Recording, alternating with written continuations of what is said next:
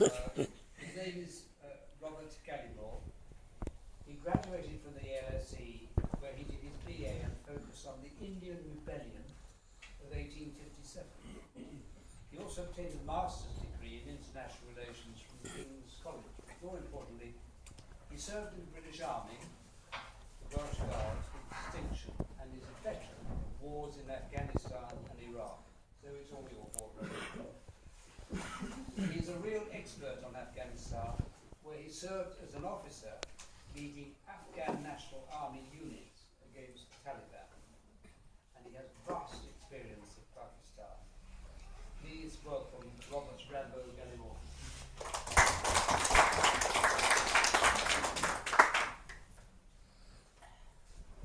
Thank you very much. Good afternoon.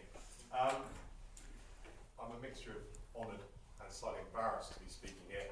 Honoured due to the esteemed audience we've got here and the importance of the topic.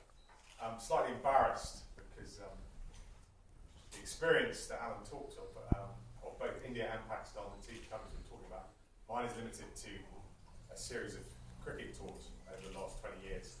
And I'm pretty glad to say I can be impartial with the two countries, because every Indian side I played humiliated me, and every Pakistan side we played destroyed me. So I have an equal sort of role there.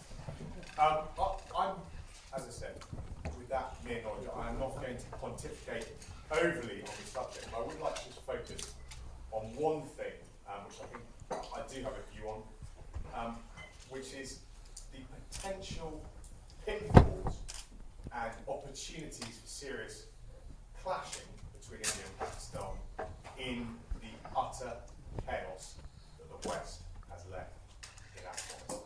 And it is nothing but that, utter chaos. And what I see developing slightly, and anyone please feel free in the end of questions to contradict me, is the emergence of a 21st century great game in Afghanistan.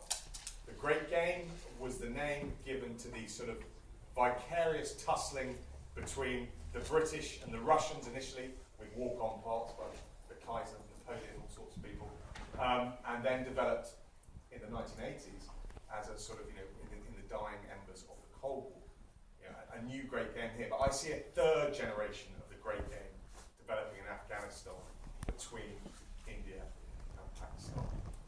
Now, my experience in Afghanistan, I did 3 tours fighting with Afghan soldiers against the Taliban right down in the south. But then I did a last tour, because being on speak diary, I did a final tour in Kabul, again working with the Afghan National Army, more in a training role in their academy there. And I saw 2 developments in this. One I think slightly more real. The first was the West, and because of the West, call it the government, if you will, the Afghan government's view of the nefarious hand of Pakistan everywhere. The bogeyman that was Pakistan. And I say it's imagined because I did not see it. I did not see it. Time and time again, we were told to look out for the influence of even just northern Pakistani fighters, or indeed the hand of the ISI. It was never, ever there. My loyal interpreter for 2 tours, he was an expert in language. We would go out and fight every day, and the nature of the way the Taliban communicated, the nature of our communications, we could listen to them. We would listen to them talk us into the fight. They would chat, like a sort of game of communication with chess. Not one piece of Urdu, not one Pakistani accent, not one piece of evidence for the ISI colonel who was controlling events. It just didn't exist. It was in the minds of other people. Now, for me, I would not judge it if it did exist. If I think it is only normal, right, and proper to keep a weather eye on the events going on in your northern neighbour, to use a Afghan saying that's common to English, to have a dog in that fight. I don't know whether there was any involvement there, but it seems sane to me. But that was blown up beyond proportion. That's the Pakistani end of it. The Indian end of it, I felt in 2012 was more tangible and more real. Equally understandable. Equally understandable for a geopolitical reason to, if you want to sort of trap in your northern seen aggressor, makes perfect sense. But this I did see. Money in the Tajik hierarchy of both the army and the civil government was undeniable. I do not, I'm a soldier, it's not my place to comment. What the provenance of that money was, I do not know. But there was buckets of it in Kabul. But more worrying was attitude. The attitude that was amongst the Afghan army that everything is Pakistan's fault. When is your arm? A conversation I had with one of them. They were developing, when they wanted our mentoring to finish, when they wanted to go. We feel as an Afghan army we'll be at the right level when we can invade Pakistan. That's quite a harsh challenge. Where is this coming from? And there seemed to be somebody was generating a view that Pashtunistan, whatever you want to call it, was a good idea for Afghanistan. Somehow, the northern bit of Pakistan belonged to Afghanistan. Somehow they weren't blaming Durham, they weren't blaming us for drawing moot lines on a piece of paper, they were blaming Pakistan. And this sort of thing was more tangible. I'm not, as I said, equally understandable, but it certainly was more apparent. So I felt that this increasing Indian influence in Kabul, this alleged possible increasing Pakistani influence in the south. To take it further, do I think it's dangerous? Yes, I think it is dangerous. I think it's dangerous for two reasons. Because Afghanistan, the great game that was played in the mid-19th century and then at the end of the 20th century, Afghanistan is a more volatile and more dangerous place now. It is on its knees. The number of smiling British, American generals who've never had a piece of lead around their ears telling you how great it is, or met somebody from DFID justifying the thousands of money, in fact millions of pounds are going in there. They do not leave their little safe havens. They exist within their own echo chambers of everything's okay and we've done a good job. It's chaos. And I think that is potentially a much more dangerous canvas to play any 21st century great game between India and Pakistan. The second thing is, I think there will be no international restrainers. If this becomes a way to vent any aggression from either country, nobody's going back in there. I don't think, from the West. I don't think anyone has the appetite to re-intervene in any way, even to put a moderating hand on each shoulder. So I think that is potentially dangerous. And I'd just like to finish, from my own views, I just don't think it's worth it. I don't see how. I've heard the arguments of a sort of natural resources hub that could be important. I don't see it. There's no pipeline, there's no huge wealth there.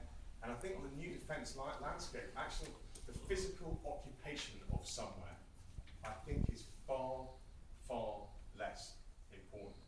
And I'm not sure actually how much it would improve either side. If we took if I was a hawkish Pakistani or a hawkish Indian, I'm not sure how better my deck of cards are with Afghanistan in it.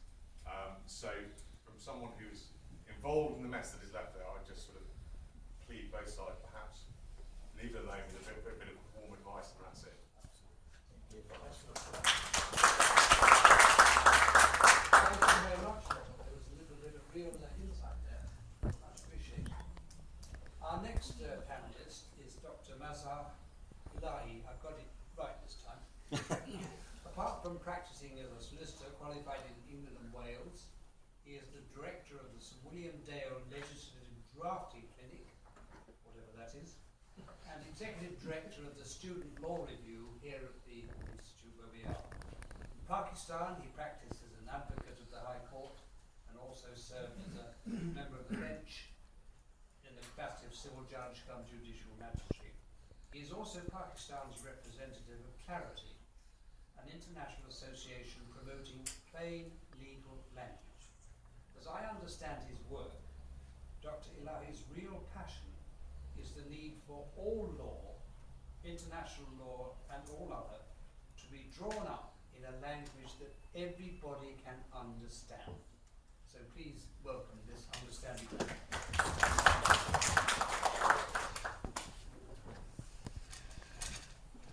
Thank you very much, Mr. Allan. My topic of talk is Indus Basin Water Treaty, and my focus of this paper is that it was drafted in 1960s, and at that time it was, due to certain reason, was considered only an ingenious document, and the time has changed a lot since then, and so it needs revision. So this is the abstract and focus of the paper. To start with, what is the Indus Basin? The waters of Indus Basin start from Tibet and Himalayan mountains in state of Jammu and Kashmir. They flow from hills through dry areas of Punjab and Sindh, then joining in Pakistan and draining in Arabian Sea years of the cross.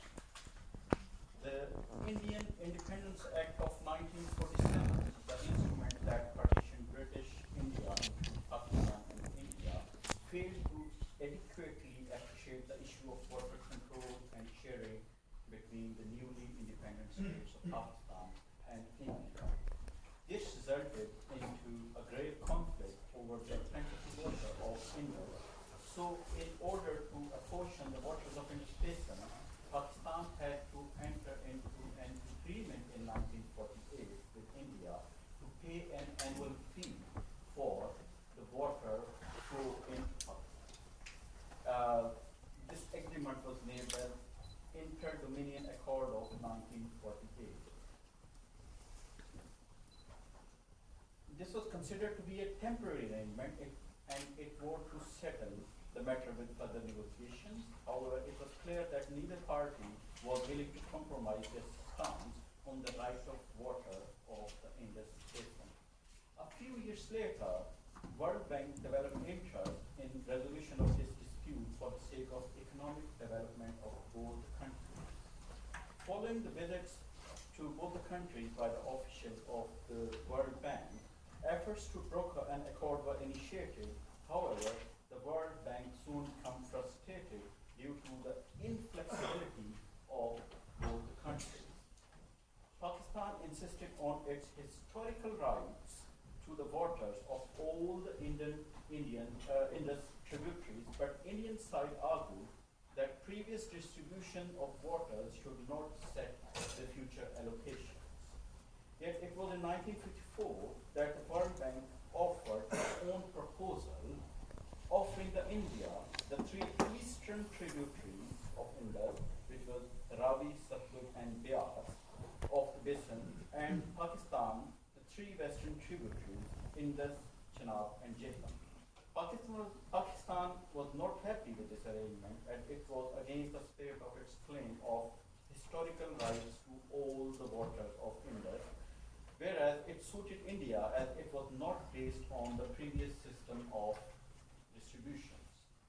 However, talks continued, stopped, went on, back and forth for next 6 years, and it ultimately culminated into the form of Indus Water Treaty in 1960s, signed by Jawaharlal Nehru from India and Field Marshal Muhammad Ayub Khan from Pakistan side.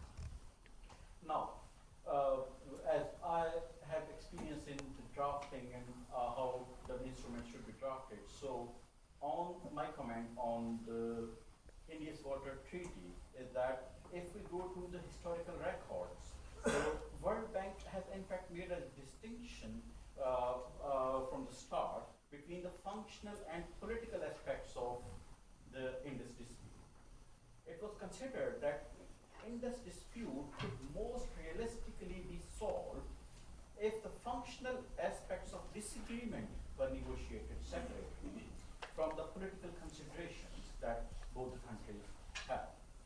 Similarly, given the bitterness of partition, the terrible bloodshed that followed the partition, and mutual hostility in which the two countries are locked